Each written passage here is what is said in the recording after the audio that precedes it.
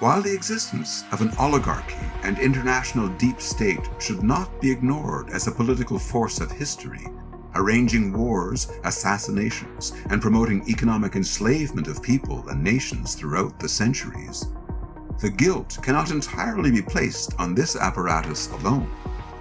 As Shakespeare's Cassius once said to Brutus, "Our fate is not in our stars, but in ourselves, that we are underlings."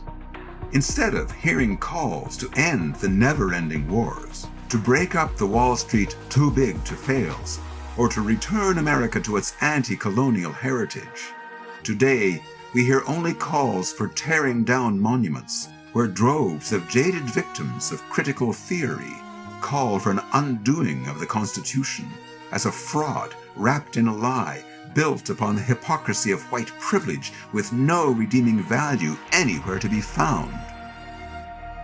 I would like to take a moment to do something a tad unpopular by honoring the positive traditions of the too often forgotten America, whose father of founding fathers, Benjamin Franklin, shaped not merely a revolution of 13 independence-minded colonies against the British Empire, but rather a global movement stretching from Ireland, France, Poland, and Prussia to Russia, to India, and even to Africa. Without this international array of republican-minded patriots across cultures, religions, and continents, the Revolution of 1776 that established on this earth for the first time a system of government founded upon the consent of the governed and the protection of inalienable rights would never have succeeded. After Franklin's success of July 4th, 1776, he understood that the young republic's fate hinged upon his ability to engage the international network of statesmen and scientists which he had organized over the course of 30 years, and especially since his 1752 discovery of electricity. It was this later discovery that made Franklin an international sensation, earning him the title Prometheus of America, immortalized in the 1815 painting by Benjamin West. This post-1776 phase of his plan took him to Paris, where he was made America's ambassador to France. It was there that Franklin arranged the French-American Treaty of Alliance of 1778 that turned the tide of the Revolution towards the American cause, which previously had had zero chance of success. Franklin had already organized his allies in Prussia, where Friedrich the Great voiced open support for the cause, and the great military strategist William von Steuben became the Inspector General of the Continental Army, providing military drills and modern military techniques to the undisciplined citizen soldiers of the USA. The Republican Polish military engineer and colonel Tadeusz Kosciuszko served as brigadier general in the Continental Army, and the young Marquis de Lafayette, who arrived illegally in America along with other French troops before the 1778 Alliance Treaty, made invaluable contributions to the cause. Over 20 generals of the Continental Congress were Irishmen, and many of them led the later efforts to create an Irish Revolution in 1798 and 99. As ambassador to France, Franklin met many members of the European intelligentsia, including key Russian figures. Among them, a young woman named Ekaterina Dashkova, the younger friend and confidant of Catherine the Great and president of the Russian Academy of Sciences, who became friends with the elder scientist and was soon inducted into Franklin's Philosophical Society, becoming the society's first woman and first Russian member. In turn, Dashkova made Franklin the first American member of the Russian Academy of Sciences in 1781. It was through these connections that Franklin played a leading role in organizing the League of Armed Neutrality under the helm of Catherine the Great, which ensured that vital supplies and arms would make their way from Europe to America without being blocked by British ships. Within the first 12 months, this league grew to include the Netherlands, Denmark, Sweden, Austria, and Prussia.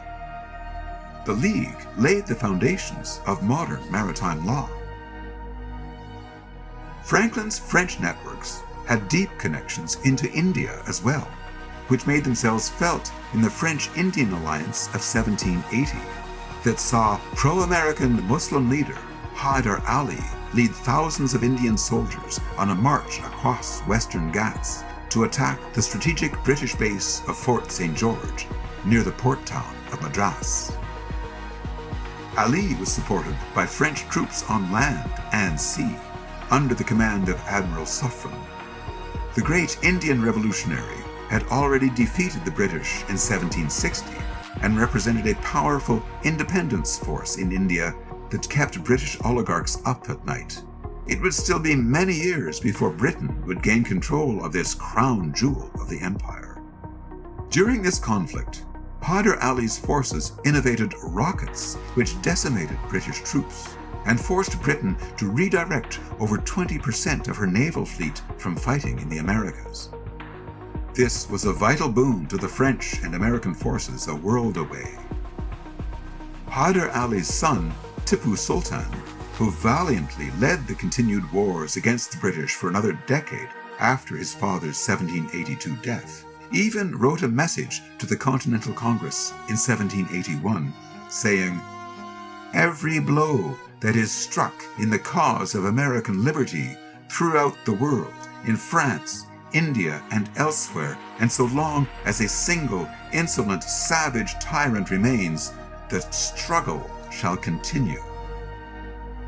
It is noteworthy that America's flagship of the Continental Fleet was named the Hydar Ali in honor of his father. In Morocco, the French were able to arrange an important dialogue between Emperor Sidi Muhammad and American officials, which saved American shipping from the ravages of Barbary pirates who ruled the coasts of Africa and the Straits of Gibraltar.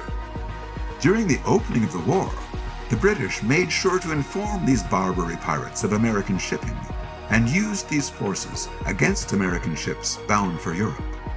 Sidi Muhammad agreed to supply protection for America's ships and guaranteed them safe harbor from the Tunisian and Algerian pirates. Soon, the Continental Congress had passed an act which called for Franklin to lead a team of negotiators to work out a deal with Morocco and other North African countries, saying, "Resolved that a commission be issued to Mr. J. Adams, Mr. B. Franklin, and Mr. T. Jefferson, giving powers to them to make and receive propositions for such treaties of amity and commerce, and to negotiate and sign the same, transmitting them to Congress for their final ratification, and that such commission be in force for a term not exceeding 2 years." Although international political chaos and the constant treachery and intrigue within America during its early years resulted in very little progress on this front, it is noteworthy that Morocco was the first nation in the world to recognize America's independence on December 20th, 1777. Even though Franklin didn't appear to have any direct contact with the Chinese during this period, Chinese thought did figure prominently in the thinking of both Ben Franklin and Tom Paine. Franklin had published many writings on Confucius from 1737 to 1757, which shaped many points of wisdom in his Poor Richard's Almanac. Writing to a friend in 1747, Franklin stated, "Confucius was my example. I followed Confucius." As Professor David Wang points out, many of Franklin's insights into civil administration and law derived from his studies of China. While there are many more chapters to this international story, to take away is that America is both more than you thought it was, and also less than it was meant to be. According to the intentions of such Renaissance men as Benjamin Franklin, the American cause was never meant to be a local issue defined by 13 rebelling colonies, but rather a new age of reason for all mankind,